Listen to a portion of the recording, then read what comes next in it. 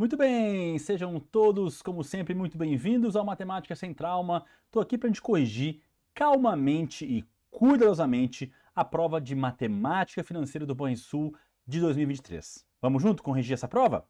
Vamos lá. Muito bem. Como é que foi a prova, então, da Banca Sesgran-Rio de Matemática Financeira do Banrisul? Primeira questão número 26 da prova, deixei até numeradinha caso alguém tenha a prova em mãos.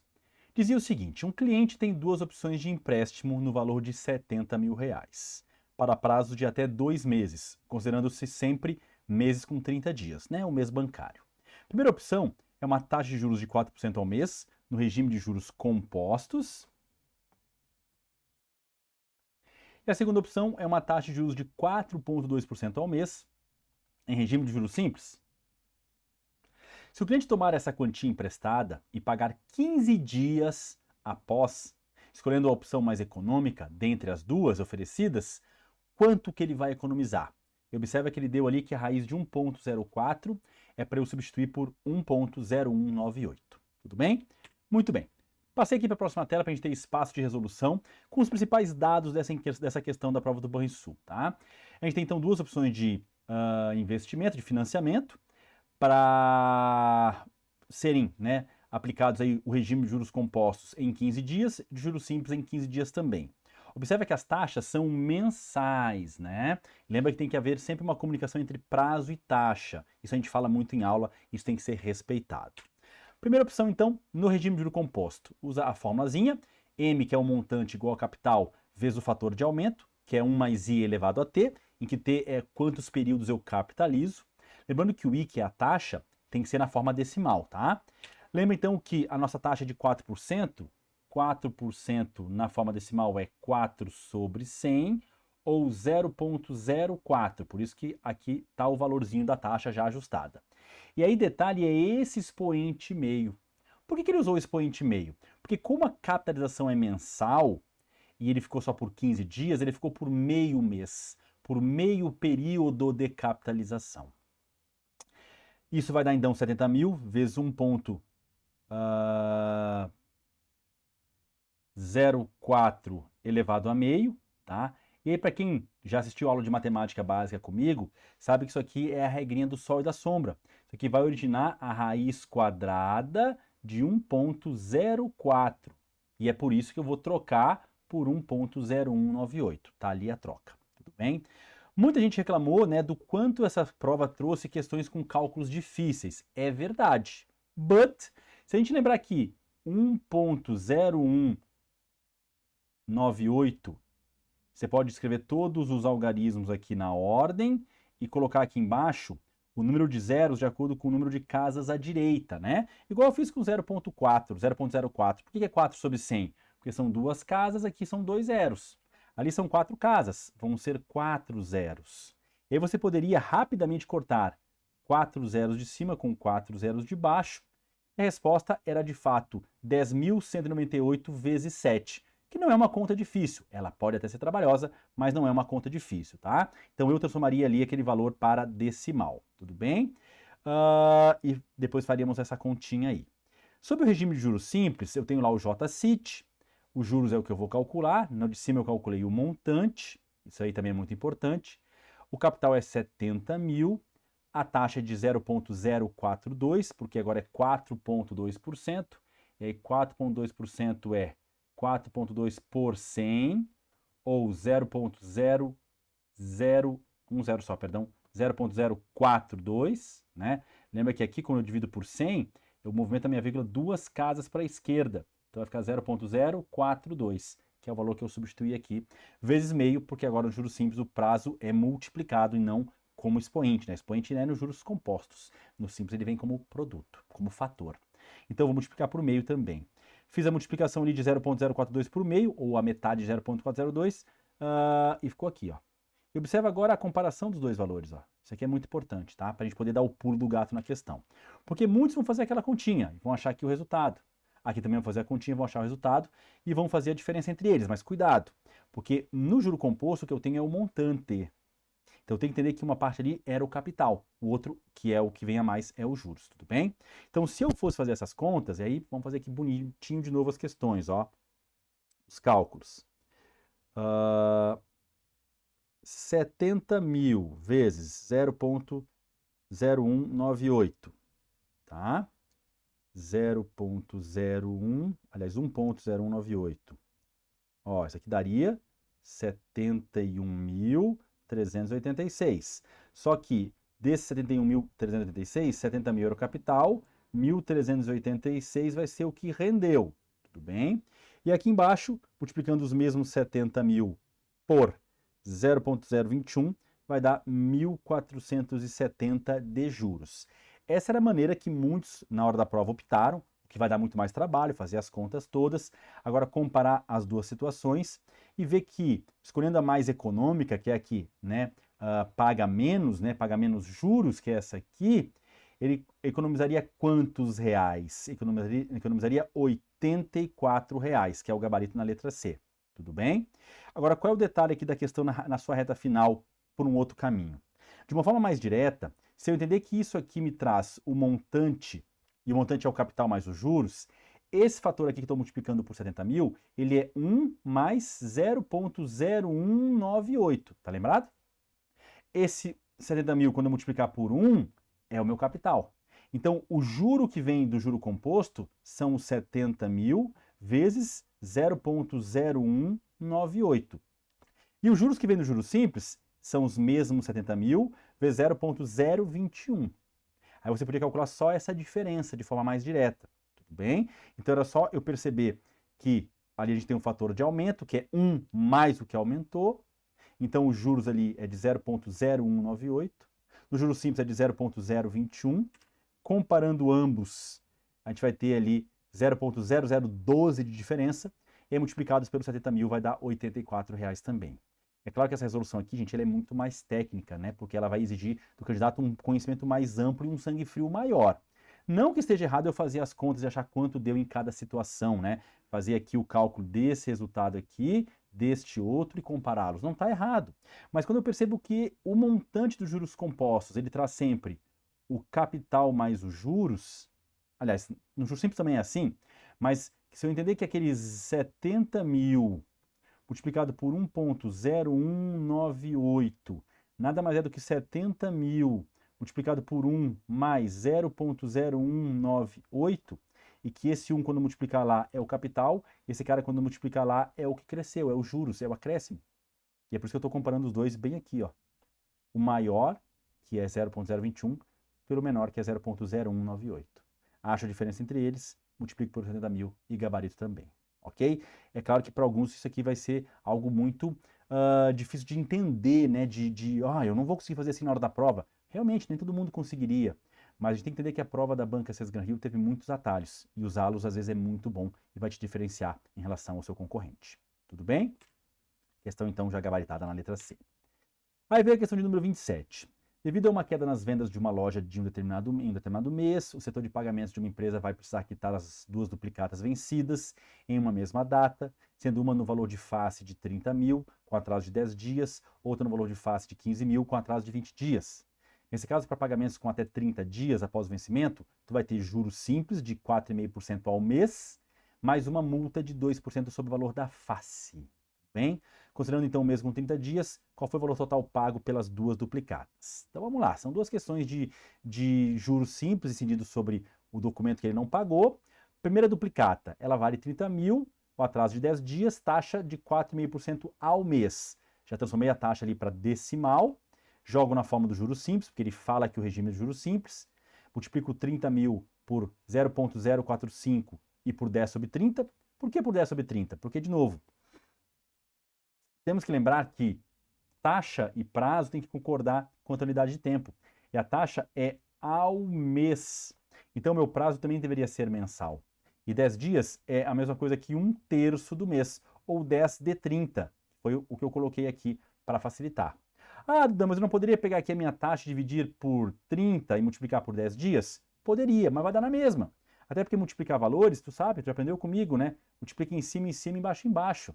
Então, se o 30 vier embaixo desse cara ou embaixo do 10, não vai mudar nada, tudo bem? Mas eu prefiro ajustar o prazo, como eu já falei em aula, inclusive, para quem viu a aula comigo, tá?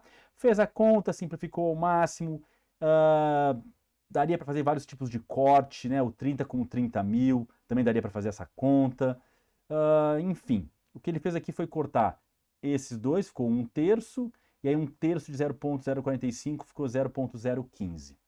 Multiplica, transforma 0,015 em 15 sobre 1000, com a mesma lógica aqui das 3 casas à direita, logo 3 zeros no denominador, e você vai achar R$450 de multa na duplicata 1. Duplicata 2, de multa não, de juros, tá? De juros, ela é de 15 mil, atraso 20 dias, a taxa é a mesma, joga na forma do juros simples. Lembra que o prazo vai ser 20/30, 20 por 30, porque são 20 dias de 30 e a taxa ela é ao mês, mesma lógica usada em cima. Simplifica, corta zerinho com zerinho aqui, e aí você faz toda a conta bonitinha. Aqui eu dividi 0,045 por 3, deu 0,015, que eu dobrei e deu 0,03, tá? Ou 0,030. São ajustes que a gente vai fazendo ao longo da questão e nessa simplificação vai cada um no seu ritmo, tá? Multipliquei bonitinho por 3 sobre 100, que é 0,03, e achei também 450. Então, para fechar a questão, eu tenho agora as duas multas, né? Os dois juros, né, de 450 cada um, já são R$900 a mais, o que já me gabaritaria a questão na letra C. Só que eu tenho que entender que eu vou pagar 30 mil, 15 mil, mais os juros de 900, então já vai dar 45.900, mas ainda tem a multa. Então é maior que 45.900. Não pode usar nenhuma dessas três aqui. A multa, como ela é de 2% sobre o valor de face, eu posso somar os dois valores de face, dando 45 mil, e calcular 2% disso. E aí você pode calcular 1% de 45 mil, que é só pular vírgula 2 casas para a esquerda, vai dar R$450, e com isso 2% é o dobro. Então vai dar R$900 de multa. Tudo bem? Lembra de calcular 1% de maneira bem tranquila, só movimentando a vírgula que estava inicialmente aqui, 2 casinhas para a esquerda. Tá bom? Então a gente vai ter que pagar no total R$46.800. 30 mil mais 15 mil, obviamente pagar a duplicata, mais 1.800 a mais, que seriam, entre eles, R$900 de juros e R$900 de multa. Tudo bem? Questãozinha muito acessível, mas também trabalhosa, como são questões de matemática financeira. E aí vem a questão mais difícil dessa prova de matemática financeira, porque ela envolvia logaritmo, né? E a gente sabe que quando envolve logaritmo, o bicho pega, Então vamos lá. Um investidor planeja ter um montante de superior a R$600.000. Para isso aplicou uma única quantia de 200 mil em janeiro de 2023, a uma taxa fixa de 12% ao ano, no regime de juros compostos. Supondo que ele não faça mais nenhum aporte, nenhum saque, quantos anos no mínimo essa grana tem que ficar ali para atingir a meta dele? Ou seja, eu vou entrar com 200 mil e eu quero sacar 600 mil, eu quero que o meu valor triplique, né? Então, eu tenho um regime de juros composto, tem que lembrar da forma do montante igual ao capital 1 mais i elevado a t. O montante é 600 mil no mínimo, o capital são 200 mil, a taxa de 12% ao ano, então é de 0,12, e o prazo é o que eu vou encontrar, tudo bem? Joguei bonitinho ali, o t é o meu elemento procurado, tá como expoente. Como esse 200 mil está livre aqui, ele passa para o outro lado dividindo, bem como manda a regra. 600 mil por 200 mil vai dar 3, tá? E aí então 1,12 elevado a t vai dar 3. E é aqui que vai entrar o logaritmo. Por quê? Porque para tirar aquele t dali, eu não posso passar 1,12 dividindo para o outro lado. Porque não é 1,12t vezes t, é elevado a t. E aí a vacina para uma exponencial é um logaritmo de mesma base. Então eu pego esse 1,12 elevado a t igual a 3 e aplico de uma maneira única em cada lado um logaritmo de um lado e um logaritmo do outro na base 10, né? Quando a base não aparece é base 10, bem? E é isso que a gente vai fazer, a gente vai aplicar o logaritmo. Então, pela indicação do enunciado, é que eu tenho que me dar conta que eu tenho que jogar o logaritmo na questão, tudo bem? Joguei ali, dos dois lados como eu tinha jogado. Aquele tzinho que está no 1,12 como expoente cai para frente multiplicando, isso é uma propriedade de logaritmo. Aí eu troco o log de 1,12 na base 10 exatamente pelo valor que ele deu lá, 0,049. Faço o mesmo pelo log de 3 na base 10, 0,477. E aí agora que o t está multiplicando 0,049, eu passo dividindo. E também muita gente sofreu para fazer essa conta, tá? Como é que eu faria? Eu faria 477 sobre 1.000 dividido por 49 sobre 1.000. Por que sobre 1.000? Porque ambos têm 3 casas à direita. Aí eu lembraria, que o Dan fala isso em aula, que dividir por um número é multiplicar pelo seu inverso. Então vai dar 477 sobre 1.000 vezes o inverso da outra fração, que é 1.000 sobre 49. Vai cortar ambos e vai ter que fazer então 477 dividido por 49, o que vai dar 9,7 aproximadamente. Então, como deu 9 e poucos anos, no mínimo 10 anos na nossa alternativa B. Tá? Por que não tem que ser no mínimo 10, Dan? Porque 9 anos já não vai dar. Ah, mas não deveria botar a resposta correta, 9 anos e sei lá quantos meses? Se ele pedisse exatamente quanto tempo, sim, mas dentre as alternativas, no mínimo 10 anos. Se você botar 10 anos, já vai render pelo menos os 600 mil reais, até um pouco a mais. Tudo bem? Então, fica atento a esse tipo de questão para não ficar ali achando que tem que ter um 9,7 nas alternativas, o que não é verdade. Mais uma questãozinha, fala de um equipamento no valor de 3.680.000, que vai ser financiado em 4 parcelas, a uma taxa de juros de 10% ao ano, no regime de juros compostos. A primeira parcela de 1 milhão vai ser pago no ato, a segunda e a terceira parcela são iguais entre si, pagas 1 e 2 anos após a compra, respectivamente. A última parcela no valor de 1.331 milhões, né, 1.331.000, paga no terceiro ano após a compra. Considerando que os fluxos de pagamento apresentados e a equivalência financeira do regime de juros compostos, o valor em reais de cada uma das parcelas intermediárias será D. Isso aqui é uma questão típica de fluxo de caixa, tá? Porque eu tenho algo sendo comprado e pago em 4 parcelas, elas não são todas iguais, tem uma entrada, tem a última parcela e tem as 2 parcelas do meio que eu estou procurando. Tudo bem? O que eu tenho que fazer aqui? Montar o fluxo de caixa. Tudo bem? Aquela entrada que ele dá de 1 milhão, ela já abate meu saldo devedor. Então, eu pego um equipamento de 3.680.000 e já pago no ato 1 milhão. Ou seja, eu saio devendo aqui, né, 2.680.000 reais. Tudo bem? E aí, como a gente vê em aula de fluxo de caixa, eu trabalho isso bastante nos nossos cursos de banco, eu vou jogar todos os valores para o tempo futuro, para o tempo igual a 3. Lembrando que quem pular para o futuro, capitaliza, de acordo com o número de pulos que der. Por exemplo, esse valor aqui do meu saldo devedor do tempo zero vai pular 1, 2, 3 momentos para frente. O P2 vai pular 1, 2 momentos para frente, vai capitalizar 2 vezes. O P3 vai pular um momento só. E o último pagamento fica lá estático, esperando a galera vir para poder se equilibrar. Por que isso, gente? Porque a gente tem que entender que em qualquer momento que eu analisar, seja no tempo igual a 0, 1, 2 ou 3, deve haver um equilíbrio entre a soma do que entra e a soma do que sai. Mas com todos os valores arrastados para aquele mesmo momento, não importa qual. Mas de preferência para o futuro, para você só ter que capitalizar. Cada pulo que meu dinheiro dá, ele capitaliza um momento.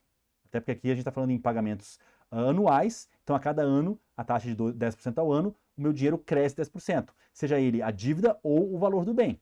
Tudo bem? Então eu tenho que entender que aquele meu saldo devedor de 2.680.000 é um dinheiro que eu estou devendo. Passou um período, ele vai crescer 10%. Passou mais um período, vai crescer mais 10. Passou mais um, vai crescer mais 10 também. Então, o 2.680.000 capitaliza 3 vezes. Já o P2 capitaliza 2 e o P3 uma só. Em qualquer momento, a soma dos valores que entram tem que ser igual à soma dos valores que saem.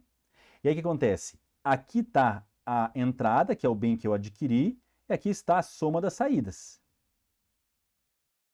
Tudo bem?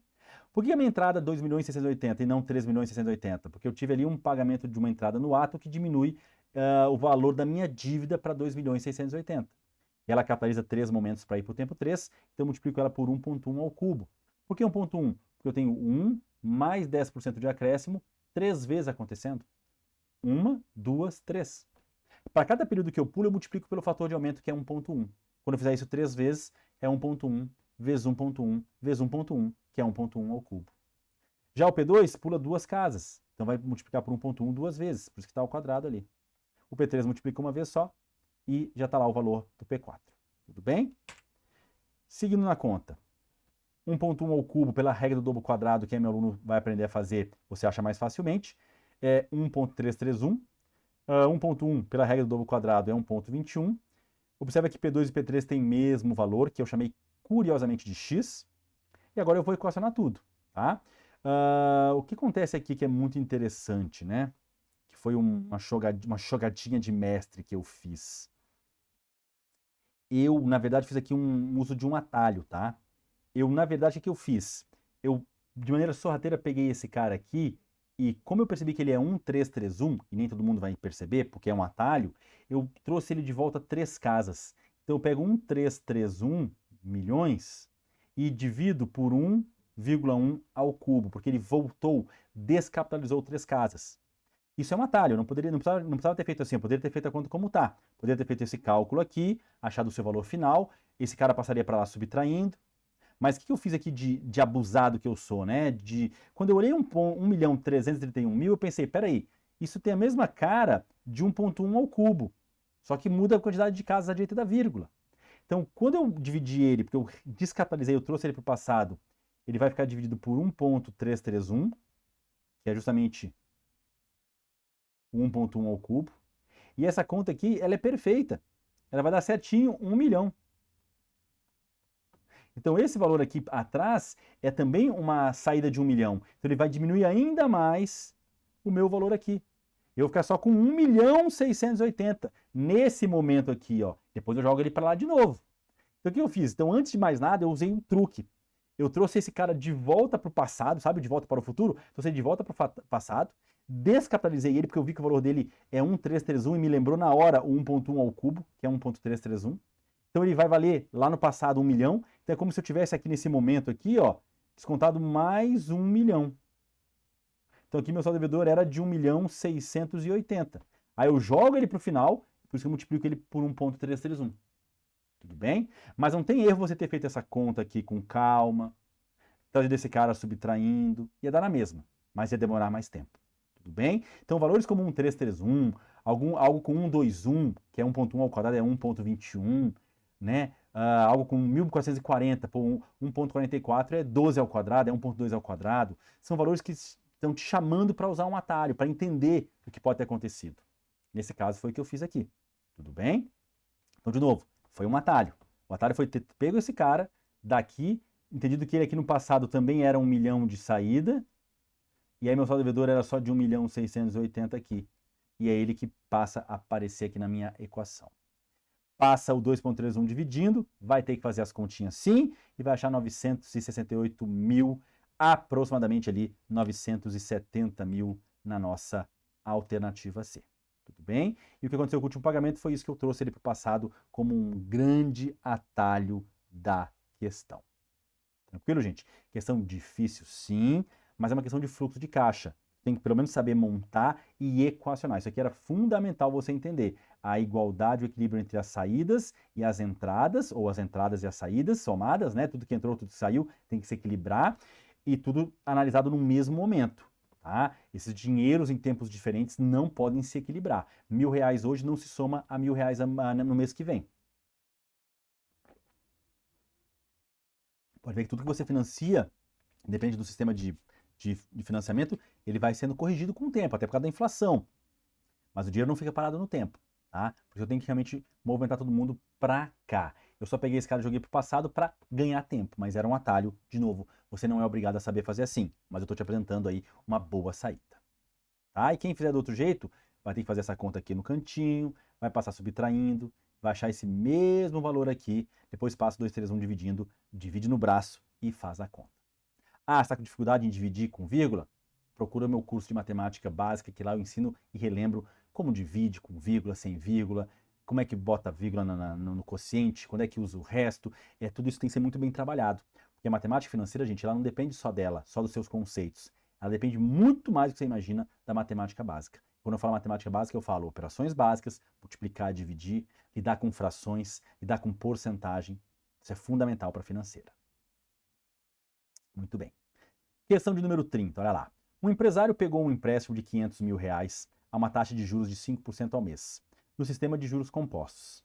Após 6 meses, sem pagar absolutamente nada do empréstimo, resolveu renegociar a dívida com o banco, que lhe concedeu um descontinho de 10% sobre o saldo devedor. Então, tá me vendo quanto? Te dou um desconto de 10%.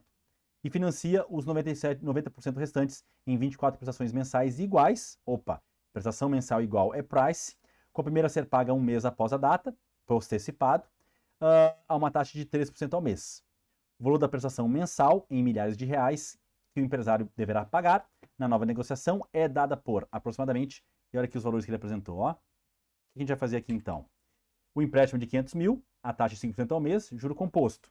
Aí ele não pagou, depois de 6 meses, a dívida cresceu. Então tem que entender a situação que se trama aí, né?